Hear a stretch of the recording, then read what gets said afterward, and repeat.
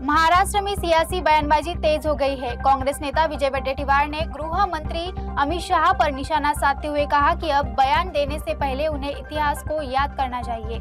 इसी के साथ उन्होंने नागपुर की हालिया घटना पर भी सरकार और पुलिस प्रशासन की विफलता पर सवाल उठाए। जानते हैं और उन्होंने आगे क्या कहा। ऐसा है, अमित शाह जी आज जो बोल रहे हैं वो उस पीरियड में होते तो वो क्या करते, इसका भी जवाब मिलना चाहिए। सवाल यही है कि आतंकवाद हो, ये हो, अरे इस देश में कांग्रेस ने दो पंतप्रधान गंवाए हैं, शहीद हुए हैं। किसके लिए? देश के लिए। नेहरू जी का इतिहास जरा याद करिए कि पूरी जिंदगी उन्होंने और पूरी प्रॉपर्टी उनके पिताजी ने देश के लिए पूरी दे दी थी। उस वक्त, उस समय में देश को चलाना, जेब खाली थी। अब जेब भरी है तो बातें होती है, जेब खाली थी तब देश को चलाया, जीरो से हीरो बनाया था। तो ये बातें जो होती है ये राजनीतिक तौर पर आरोप प्रत्यारोप की बातें होती है, इसमें सच्चाई कुछ नहीं होती।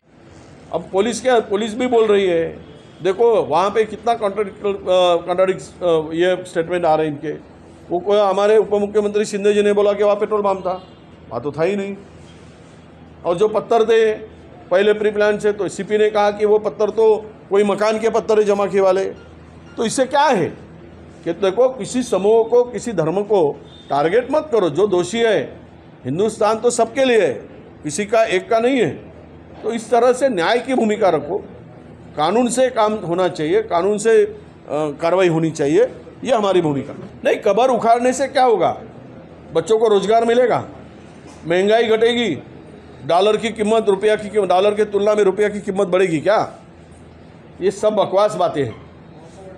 जो कब्र है वो महाराज के इतिहास को, पराक्रम को, एक वो महाराष्ट्र देश को दुनिया के सामने वो कब्र इतिहास को दोहराता रहता है, इतिहास को याद दिलाती रहती है।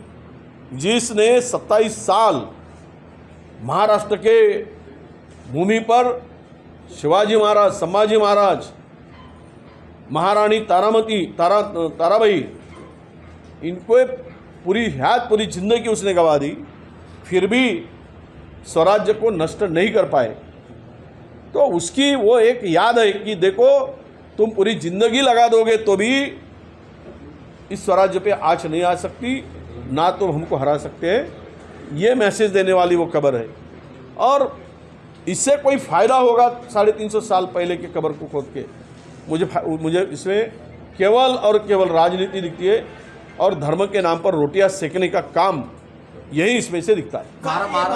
नहीं, क्या भूमिका होने का सवाल ही नहीं। एक बार सीबीआई से बढ़कर एसआईटी बड़ी है क्या? अब हमारी देश की संस्था कौन सी बड़ी है?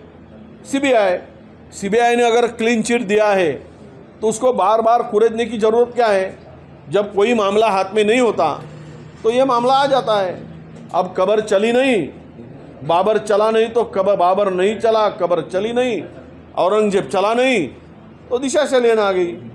बाकी मुद्दों को भटकाने के लिए इस तरह से नए मुद्दों को सामने लाकर लोगों को गुमराह करने का काम यह केवल हो रहा है। मुझे लगता है कि इसमें आदित्य का कोई संबंध नहीं है। नहीं, नागपुर की घटना के लिए तो सरकार फेल्योर है, पुलिस भी फेल्योर है, प्रशासन भी फेल्योर है। जब पुलिस को 1.5 घंटे से पुलिस को बुलाया जा रहा था, 2 घंटे से, तब पुलिस क्यों नहीं पहुंची? ये इतना बड़ा हादसा नहीं होता था। और जब ये औरंगजेब के कब्र को जलाया जा रहा था, वो हरा कोई कलर का, उसके ऊपर कोई दरगे की चादर थी, ऐसा सुना है। सच क्या है मुझे नहीं मालूम, बस जो देखा है फोटो उससे मैं बता रहा हूँ। तो उस वक्त अगर पुलिस वो करने नहीं देती और वहाँ पे पुलिस बंदोबस्त तगड़ा करते, तो ये आगे का बात जो हुई है उस बारे में पुलिस को रोकने के लिए पर्याप्त पुलिस बंदोबस्त वहाँ पे रखने की आवश्यकता थी।